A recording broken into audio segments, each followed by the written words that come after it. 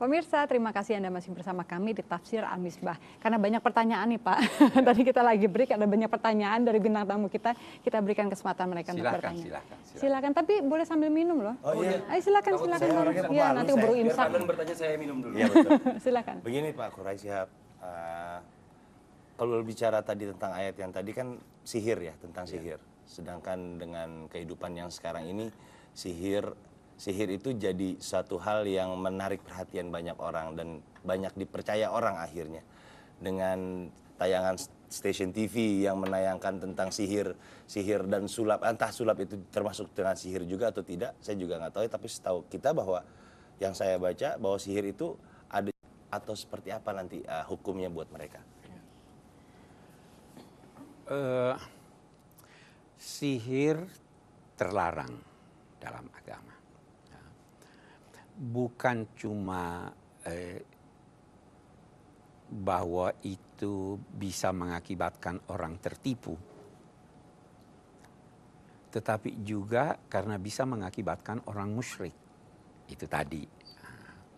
Orang menjadi musyrik itu kalau percaya bahwa ada kekuatan di luar kekuatan Tuhan yang bisa mengakibatkan sesuatu manfaat atau madarat. Karena itu di dalam Al-Quran ada uraian tentang sihir. Bahwa itu sihir diajarkan oleh dua orang, tetapi ketika dia mengajarkannya, dia mengajarkan bahwa ini ujian buat kamu. Ini cobaan buat kamu, dan ketahuilah bahwa tidak ada yang bisa terjadi dalam kehidupan dunia ini termasuk dalam hal sihir kecuali atas izin Tuhan. Nah, jadi sihir bisa ada. Orang mau belajar sihir kalau sekedar untuk tahu boleh. Tetapi kalau dia mau gunakan untuk mengelabui orang, mau gunakan untuk mengalihkan, dulu salah satu sihir yang disebut di dalam Al-Quran untuk memisahkan suami istri. Ya kan? Itu tidak boleh. Nah, karena manfaatnya, karena diduga keras ada orang-orang yang bisa menggunakan ini untuk tujuan yang tidak benar, maka dilarang. Ya. Nanti kalau mau tanya lagi, tahan dulu ya. Kita akan mendengarkan ayat kembali. Silakan Pak. Baik, kita lanjutkan ayat kita. Jadi, wa qala Musa rabbana innaka ataita fir'auna wa mala'ihi zinatan wa amwalan fil hayatid dunya. Nabi Musa ini dikenal orang yang keras. Keras. Jadi dia berdoa pada Tuhan. Wahai Tuhan, Engkau telah menganugerahkan kepada Fir'aun dan rejimnya hiasan hidup dunia dan harta benda yang digunakannya untuk menyesatkan manusia dari jalan yang lurus. Persoalannya pada menyesatkan manusia dalam jalan. Kalau Anda mempunyai hiasan, Anda mempunyai harta, tetapi itu Anda gunakan untuk mengantar orang kepada jalan kebaikan, itu justru lebih bagus dari tidak punya harta. Di sini akibatnya menyesatkan manusia dari jalanmu yang lurus. Maka karena itu ya Allah, binasakan harta mereka. Lebih ushdud ala qulubihim, ikat pintu hati mereka biar terus tertutup. Saya sering berkata, kalau mau baik buka pintu hati Anda. Kalau dinasehati, tutup pintu hati, tidak akan baik-baik Anda. Buka pintu hati Anda untuk biar tutup terus, ikat pintu hatinya, sehingga mereka tidak beriman sampai mereka melihat siksa yang pedih. Kita garis bawahi, sampai mereka beriman, sampai mereka tidak beriman kecuali setelah melihat siksa yang pedih. Kita lihat apa firman Allah. Qala qad ajabtu da'watukuma. Aku telah memperkenankan doa kamu berdua.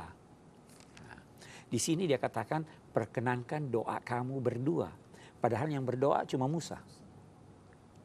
Maksudnya berdua Musa dengan Harun. Harun tidak berdoa, tetapi Harun mengaminkan. Anda satu orang berdoa, Anda mengaminkan, dianggap Anda juga berdoa. Ya kan? Ini.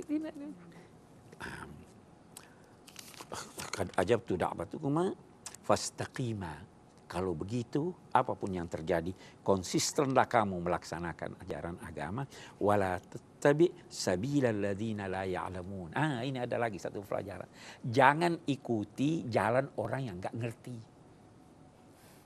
Anda bertanya di jalan, Anda tahu dia nggak ngerti. Mana jalan ini? Jangan ikuti. Bukan cuma jalan orang yang durhaka. Orang yang tidak mengerti pun jangan ikuti jalannya. Anda bertanya satu persoalan. Saya mau bertanya, oh ini mobil saya rusak nih. Bagaimana diperbaiki? Jangan tanya pada orang, jangan tanya pada bukan, ya kan? Itu tuntunan agama sangat jelas. Serahkan kepada orang yang mengerti. Tanya, jangan tanya resep obat kepada petani. Walaupun dia jujur, dia ahli agama. Jangan ikuti jalan orang-orang yang tidak mengerti. Oke. Nah, kan tadi didoakan ya, ya Allah tunjukkanlah kepada hancurkan harta bendanya, jangan jadikan dia beriman kecuali setelah melihat siksa yang pedih. Kita lihat ini. Di sini ada uraian, maka Allah memungkinkan Bani Israel melintasi Laut Merah. Dia melintas Laut Merah, dikejar di belakangnya oleh Fir'aun. Sampai di daratan sana, Fir'aun di tengah laut. Waktu itu daratan terbelah. Begitu Fir'aun di tengah laut, laut kembali. Kita lihat nanti apa akhirnya. Seru juga ya Pak ya. Pemirsa, tetaplah bersama kami akan melanjutkan kembali uraian ini setelah yang satu, tetaplah di Tafsir Al-Misbah. Kalau bukan Tuhan yang beritahu dia mustahil. Kalau begitu Al-Quran ini memang bersumber dari Allah Subhanahu wa Ta'ala.